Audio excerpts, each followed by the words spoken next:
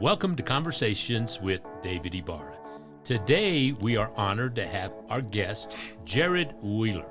Now, Jared is a young, up-and-coming, and great imagination involved in all sorts of things, and we're going to go through them and let you explain what are your emphasis on currently, what do you want them to be tomorrow. Take a few minutes and tell us about you. Oh, geez. I think that was definitely building me up a little bit too much, but I'm just honored to be here. Thank you, David. I think that, I've worked with you for so long. You watched me grow. I was just a kid when I got into the industry, right? But I think where we're moving as a auto industry and just as a whole is so interesting and so unique, and I've really just been diving into that and really trying to figure out the best way to do things these days, right? A lot through your teaching, all the training I've done with your group and you yourself. But yeah, I'm just really excited about where the car industry is moving. It's so fun, and doing it the modern way, especially off your principles and stuff, has really kind of educated me. So I'm excited about it. Perfect. Let's talk about your car dealership. Sure. Tell us a little bit about that from the beginning. Sure. And tell me a little bit about unit sales, Sure. to what happened to change that. Where are you today, and what makes you so excited to be in that? Wow, okay. So started in 2009 in southern Utah in St. George, and just had a few cars on the lot. Back then it was a lot different. We're coming out of 2008. Things were very strange. We did a lot of seller carry back then, which was nice. But you could buy cars back then for $1,500. And seller carry means? Yeah, so we did in-house financing. Right? And did pretty good with that.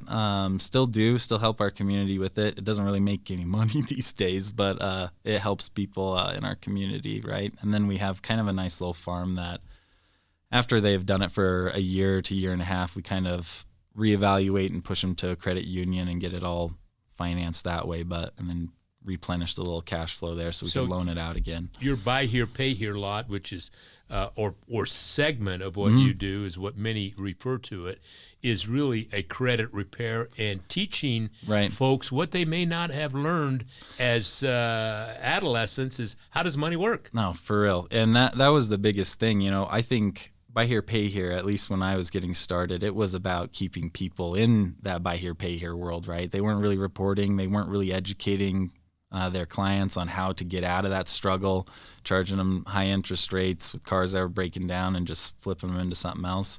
We created a pretty cool system where our CRM pushes credit repair data to them. Hey, these are the things you should be looking at. These are the apps that you should download to be watching. Hey, this is what on-time payments does, and shows them projections and stuff. So it was kind of cool.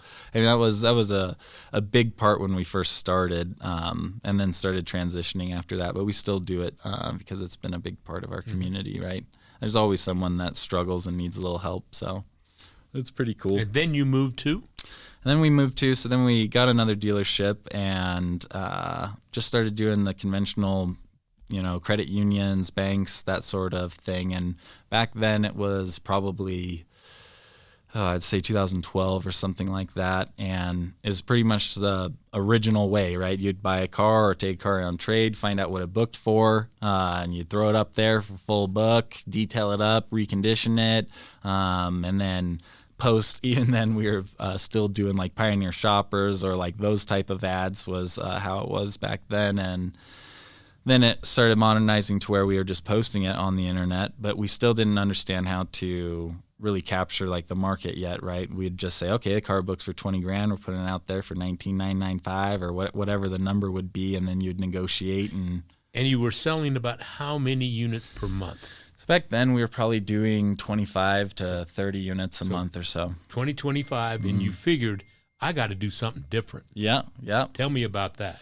Well, in the beginning, it was really before things like, there's so many tools now that have modernized ways, with vAuto and different pricing tools. But back then, it was kind of scraping KSL's listings and other internet listings like Auto Trader and kind of building our own little algorithm saying, okay, you got a 2012 F-150 at this many miles, and I'd go put them all in a spreadsheet and what their prices were, and then find out what we should price it at to generate a lead or have someone come in. And so we started moving to more of like a velocity approach, right, where we are caring more about turn time and started learning more about back end. I mean, back then we wouldn't even sell any back end products, so it was hard to justify selling anything for less than. So that's where you learned there's two kinds of profits. There's the profit you make from the sale of the car, cost to the retail sale, and then there are products that folks are interested in, vehicle service contracts, etc. So you had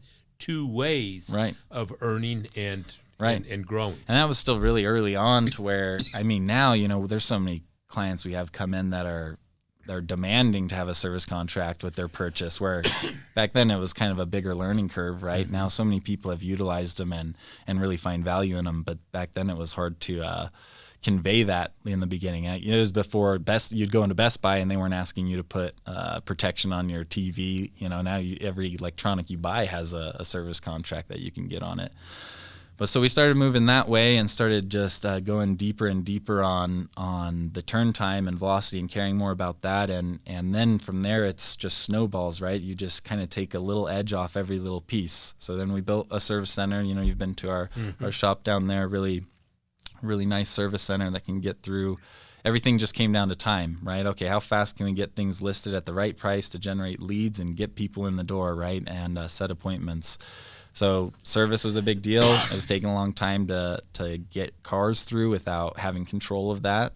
Then it became a big deal about pricing. We wanted to control our reconditioning cost. Once we changed that way, you don't really get to spend more money on a car anymore and sell it for more. When I first started, you could say, oh, this has a new motor, or new transmission. It's worth $2,500 more. It didn't really matter anymore because we couldn't generate the leads that we wanted if we spent more on reconditioning. So it really started coming down to buying smarter, doing way more research, and having a nice system that we created for sourcing used inventory. And then it was about controlling our reconditioning expense and really watching it, because it's hard to do that when you're moving through so many cars. So it can get out of whack. We have an industry that you're participating in, the pre-owned vehicle retail centers. And in the past, most of those are really individuals that maybe didn't do well or like a new car franchise, so they concentrated on used. But there wasn't much analytics to it. It was just based on gut. And the one thing that I noticed from you, and you bring the analytics, you studied something, you talk about velocity, you talk about the turn of money, you talk about the science of how somebody's going to see it. So when did all of that start to happen, and how much pushback did you get from the people that you had hired to assist you? Right. Yeah. Well, I work with my dad too. You know that, David, but I don't know if the listeners knew that. But my dad's very old school. I mean, started his first dealership when he was 18. I mean, buying cars for $100 to $300 and, back in the 70s and 80s. But so I've been working with him my whole life since I was 14. So getting him to even transition into those things that I was talking about early on, it was just a little tick here and there. But I remember the day that I went into his office and said, hey, I want to do this. Instead of asking full price for the cars, I have the spreadsheet that I'll put all the cars in. I'll go and research them. It was a lot easier back then for me because we only had 30 cars on the lot. I could go do each one by hand, and research on the internet. And he didn't even care. He didn't even know I was listing the cars on the internet when I went into his office he just assumed people were driving by and still showing up. So we'd already started selling more cars off the internet, but when I told him that I wanted to not list the car at the full book, it was like pulling teeth. It was a hard thing. He only let me do it with a certain percentage of the cars at first, and then within a couple of months, I was like, okay, you do what you want on that. It's definitely working a lot better. So I think as I was watching all these different things happening, everything became easier when you did it that way. Like, you would have a customer come into the lot You'd have to start from zero and, identify needs, and you do all the normal stuff that a salesman had to do. And then you would negotiate, and depending on how good the salesman was or the customer would be how much front end gross you would have.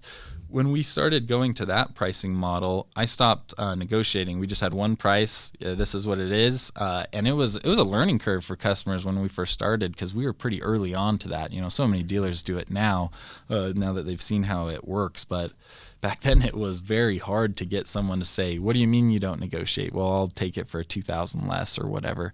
And so we had to really develop our word tracks and how we spoke about how we sell cars and things like that. Mm-hmm. But it was... it was interesting. If you go look at my early reviews, we had a lot of people that I'd get bad reviews from that lost the deal because they didn't believe, like, no, we don't negotiate. And they would come back the next day and the car would be gone because we'd generate that many leads per car. So it was a big learning curve trying to figure it out. And then after we started doing it more and more and became more aggressive with it and found other places to make more front end grosses, or make more front end gross without just raising the price. I mean, buying it right, saving money on the reconditioning, getting our own transport company set up, all these different things, and then getting the cars listed as fast as possible online became our MO. And we found that we made way more front end gross on average after we went to that model than just throwing all the cars for the full book and then dumping them after 60 days or 120 days where you're losing $3,000 because you held it for so long, right? So we started turning the inventory so fast that our whole average front end raised, which is fun. So you went from 25 to 30, mm-hmm. Go with 3 years into the future, 4 years into your history. Yeah. From that period, where did you end up? So we do about 150 cars a month right now with 225 cars in inventory. So it's normally in between like a 38 and a 45-day turn. It's kind of cool because how my math works or how we built it, it's all based on how many cars we'll have in inventory is how many we'll sell that month. I mean, it's to a T. And when you get your dealership dialed in like that, you can kind of ride the waves. I like doing the two waves, I call them, with wholesale values, right? When MMR skyrockets for March and April, and now all of a sudden everyone's selling their cars, so they're buying like crazy during those times. So now your prices are so much more expensive to source that used inventory. We start cranking up our inventory in January and February, prepping for it. And then you hold that higher inventory, and then you're just replacing it. And you just have to really drive your prices at the right point, because if you buy heavy in March and April and May, and you're in all those heavy units, by the time you hit June and July and things start slowing down with summer, you might be in them too heavy. So you want to like ride that MMR wave down, is what I call it, up or down. You bring in business principles. I tried. Into an industry that frankly didn't buy or managed their biggest capital is the value of their cars itself, mm-hmm. and didn't always look at it that way of knowing what a desirable inventory looked like, how many of a different item should you have, what percent of a cost are you selling, mm-hmm. and to have your buying practices match. That's exactly it. It's so funny how many old school buyers I'll talk to. I do all the buying for the dealerships myself. I love it. Mm-hmm. I love just the raw, just craziness of it, and it's a lot and it's fun. But I'll talk to some used car managers or some old school buyers for different dealers that I'm good friends with, and they are so hard-headed on, nope, I'm not going to sell that car. I'm in it $4,000 more than what MMR is. I'm just going to wait. I'm just going to hold it till the values come back up in March, and then I'll let it go. And now they're at 120 days or 160 days waiting for this value to come up that might not ever come. I mean, the last 3 years have been so crazy for us. I think in business we call that a frozen asset. Yeah. But that money did not turn. It would have been turned 2-3 times. Right. And so they get out of the car and they didn't use the money. Right. Because they're so blinded by, they're looking at this red item on their little P&L or whatever it is that they say, I don't want to lose $4,000 right now. When with my method, how we've created it, you can take that as a loss. I would never wait till it got to that point. So say you take an $800 loser on it, retail out of it instead of sending it to the sale, because that's what they all end up doing anyways, right? Yeah. Once it times out, they say, okay, floor's up, we got to liquidate this. Keep lowering it on your website, and now you have back-end opportunity. You're getting your doc fee, you're getting reserve, you're getting a customer, and one thing taking market share. That you realize is that just because it's not on the profit and loss statement yet, it's already a loss. Right. It's a loss Right. the moment its value Exactly. changed. It's Yeah. a loss. And waiting it out is not going to change anything. And I mean, you look at that in 120 days, I'll have turned that car 4 times where that dealer sat on it and waited this whole time, right? Tell me a little bit about your customer experience. Oh, this is where it gets fun. So like as you kind of morph, and we've got a nice little foothold in our community, so our community knows how we do it, but we sell cars all over the country. I mean, I'll ship 8 cars to Hawaii a year on average right now. Like, I mean, put them on a boat and ship them. That's how our model works. And there's a lot of dealers that refuse to do out-of-state deals. But I mean, we'll do Zoom calls, Google Chat, all with F&I department, and just really make it an experience for the customer. FaceTime walkarounds, the whole thing.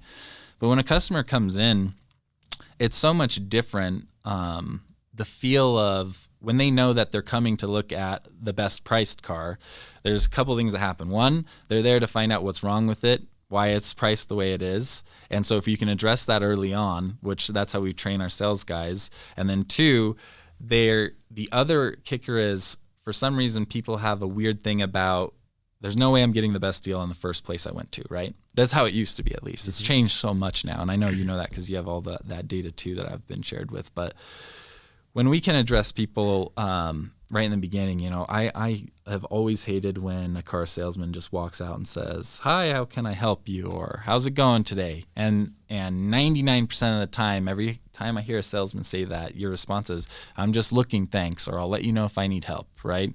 So we really kind of changed our word tracks to be very proactive and forward-thinking with where's the customer at already in that buying process? Because they've spent a ton of time looking at our car. They spent a ton of time, we know, looking at a whole bunch of other cars on the internet, and they're here today, right?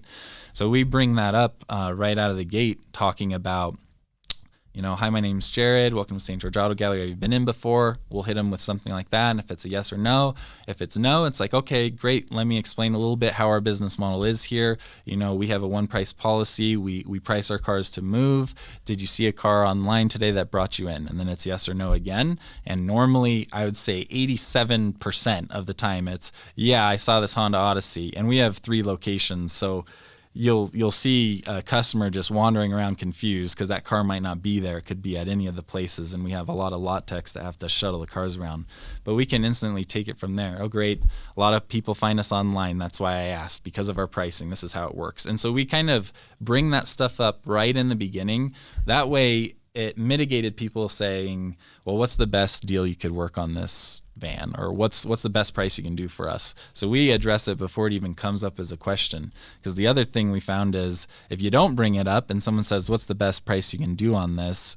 and now you're trying to bring it up after the fact, it didn't come across as authentic, as real as it should, right? You know, and it's interesting. Things have changed. It used to be somebody or at least an automobile dealer thought that the individual that was looking for a car or a truck or an SUV was coming to them. Mm-hmm. Now they're Googling the car, Right. and they're going to the car. It's so true. So if your car is priced right, even in that conversation with the guest, what caused my car to have you have this level of interest? Right. Well, it's because it was priced right. It's priced the way it's going to sell. And that's why you were motivated to come in and visit us, right? Right. But that's kind of where the model is going. Tell me, you have 3 locations. How big are those locations in St. George, Utah? Yeah, in St. George, and they're small. I mean, you've been to them, but for your listeners, I mean, they're small. I mean, the one only can hold 45 cars. The other one, because our service center is attached to it, really can only have 50 to 55 because of how much service parking we have. And then we have a big overflow lot where most of the cars sit. I mean, and we have 6 runners all day taking cars to where they need to go, and we'll have all of our appointments set up, so we'll know, okay, we need these 10 cars here today because of the appointments we set from yesterday. And so we'll just go and reorganize all those all the time. We spend a lot in gas. Okay. But just take, for me, don't name names, a new car franchise in St. George. Sure. What would be one of them in the area of volume? what would the standard volume store do? Would they do 75, 80, 100 if average? Yeah, if that, I'd say there. The St. George has been slow to modernize, even the new car stores. I mean, there's a lot of good brands there and a lot of good dealers, but they haven't really adapted or morphed all the way to this kind of new age way. I'd say the average new car store there would do 50 to 70 is my guess right now. So you're doing 140. So 150. you're considered a high performer amongst new car franchise or pre-owned franchise. Yeah, I'd say so. Yeah. And you don't have $25 million invested in your building? No, I do not. No. Yeah, we got. Well, there's a lot of ways of doing it, and your model certainly is noticed. Sure. Now, I got to ask you, tell me about your formal education. Formal education. Oh man. Well, on going back to my parents, I have a dad who's a very business-oriented thinker and a man, and my mom is very obsessed with school. I mean, my whole life she was in school. Got 2 different doctorates, really pushed me hard in the school thing. My dad was very business-wise, and so I enrolled in an early college program in high school. I grew up in Parowan, actually. I don't know if you even knew that, but in Parowan, they didn't have the AP classes that my mom wanted me to take, and SEU rolled out this Success Academy program when I was a sophomore. So I was able to go to SEU half the day, and then I'd come back to the high school half the day. So then I ended high school with my associate's degree. Like, they would do double credits back then. I don't know if they even still do that anymore, but it was kind of a cool pilot program that I was a part of. Then I came up here. I went to school at the U. I was pre-med, which is crazy now that I'm looking at it. And I flew out back east with shadow doctors. I loved it. I loved the whole doctor thing. And then I graduated high school 2008, so I'm 32. So at that time, my dad called me and was like, I know you're doing the whole school thing, and that's great. I support you in it, but I think it'd be really good for you to take a year off, and we should start a business. And I want you to learn business before you move on with your goals as becoming a doctor or whatever. Now, at this point in time, your mother probably just about passed out. Yeah, my mom was my mom, but she understood and supported it. And then it was one of those things. I don't know if I never really understood what my dad did or the auto industry or any business in general, really. I detailed cars growing up for a little extra money, and my dad would pay me $3 an hour or whatever it was, but I could go to the movies with my friends and stuff. But after I got into the business side of things, it was so much more rewarding and so much more thought-provoking. What did you start together? He had started the finance company, okay, and I started the car dealership, right? So in the beginning, that was what he wanted to. Yeah, he said, "Hey, this is a very unique opportunity because of the economy situation right now. I think that it would be good if you started a car dealership, and we could do subprime loans and help people out that way, right?" And I'm sure he was doing fine with it as well, but that's how it started. Do you think he ever intended you to go back to? No, I think he knew what he was doing. He knew, I'm so much closer with my dad now. Growing up, we were not as close as we are now. I think working with your dad it goes one of two ways, and for some reason we do it really well. I respect him a lot, and he's a really smart guy. He's taught me so much, and it's nice when you get to a playing field with your dad where you can have conversations as a partner instead of just, oh, you're my son, like we're gonna do it this way, And it was a slow, like I was telling you before, it was a slow transition of little proving points along the way where it's like, hey, I want to do this kind of radical idea in your mind, but I think it's a really good one, And he would give me a little leash, and then it would work out. And so luckily, I've just kept doing that until now. We got a good little relationship going. One thing is that formal education, that computational thought, that diagnosis, causing yourself to think about, sure, that ended up being the key that made you different in an industry that was pretty much the same almost anywhere you would go. Yeah, I never really thought about it that way, but you're probably right. Yeah, for sure. I definitely liked looking at it. I was so competitive. I'm still very competitive. We work together on a lot of things, and I really like like competing. I like trying to push something further than the norm, right? And it was just really fun for me, growing the businesses and changing things that I never saw anyone do. Back then YouTube wasn't really a thing to where you could go get information the way you could now. There was I never signed up for any Dealer 20 groups. I had no real mentor in the car space, so I was kind of put into it. And my dad, even though he started dealerships when he was 18, he never had a conventional type dealership. It was always in-house financing, always buy here, pay here. So when we started that other one, it was kind of just like, well, good luck, figure it out type thing, which was just so fun. It was so fun to do something that no one really was telling you how to do it, so you got to make it your own way. And that became fun. So you've gone along and you're one of the top performers, and I happen to know that because we do business in the same arena, us in a support consulting way. And you're a high performer. If you'd like, we're going to do 2 segments, by the way, Sure. for everyone listening. We're going to talk about the auto industry, the change, the future.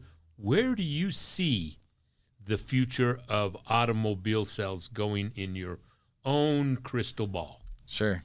I think that, oh man, I mean, this is a whole, like you're saying, it's a whole probably episode, but with what Tesla did and what Carvana's done and all these different players in the space that have kind of changed the way people can buy cars or want to buy cars even, and then the experience you get with Tesla versus Carvana, and Carvana's issue is juggling all those cars and not being able to have a real deliverable. They have a really nice system as far as being able to buy it online, and I think where it's failing, I shouldn't say failing, they're still, Carvana's still a major company, but it's hard to control your customer experience when you're that size and you're not touching every car, right? And for a dealer looking at it from my perspective, I mean, that is so important.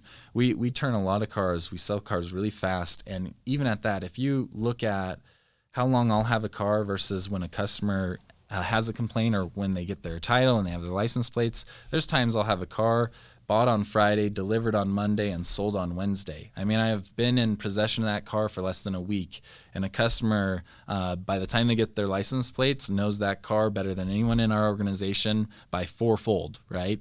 And when you look at Carvana, but we have a really nice process to ensure that car goes through it, gets processed and is detailed and all the different stuff. But when you're looking at Carvana and they're sourcing all these cars and then just shipping them straight to these consumers, it's hard. It's hard to control that buying experience. You don't know what the car is going to look like. You don't know. I don't like talking bad about anyone, but it's very hard to control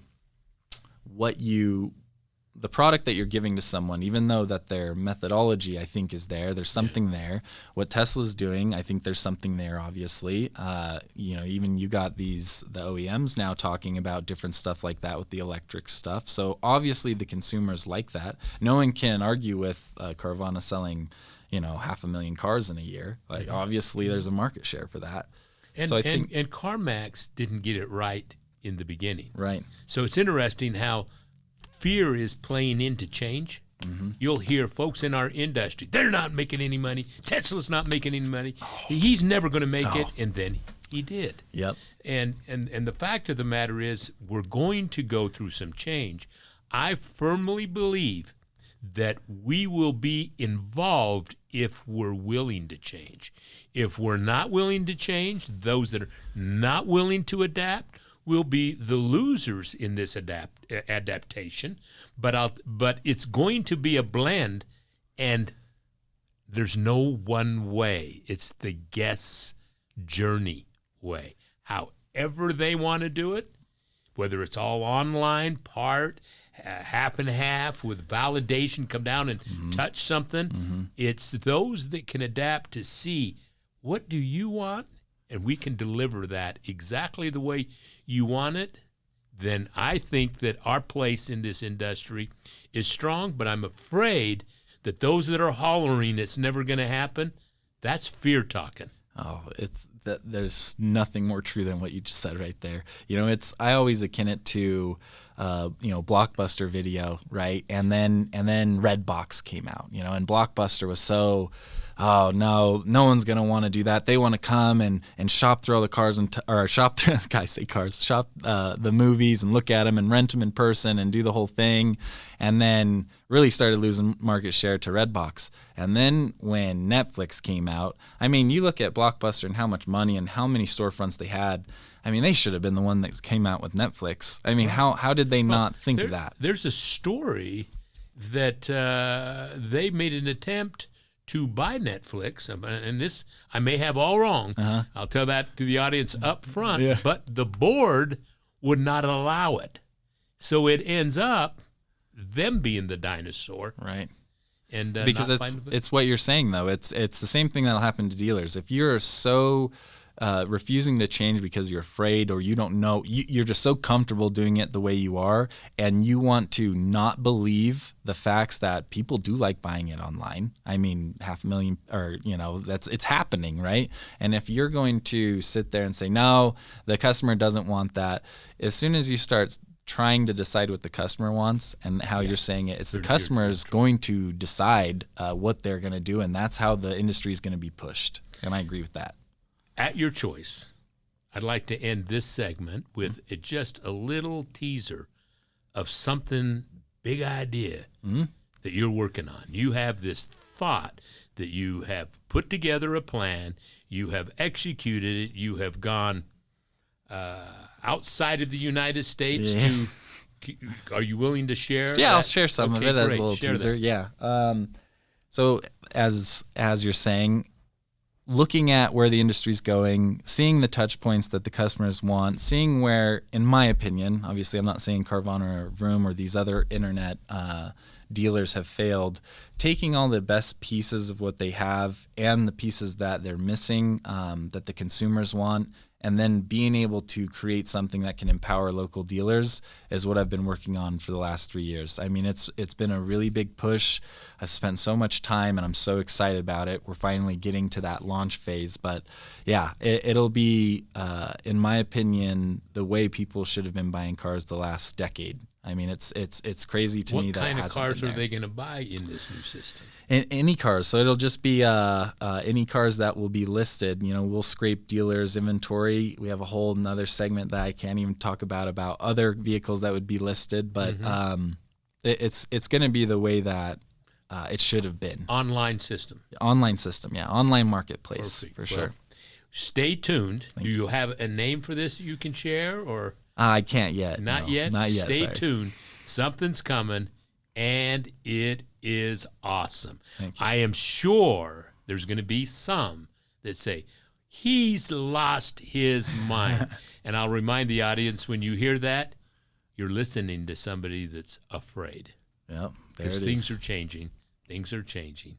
Things are changing. Well, Jared, thank you very much. This will end our first segment. Thank you so much. And we're going to come right back and do a second segment. Thank you.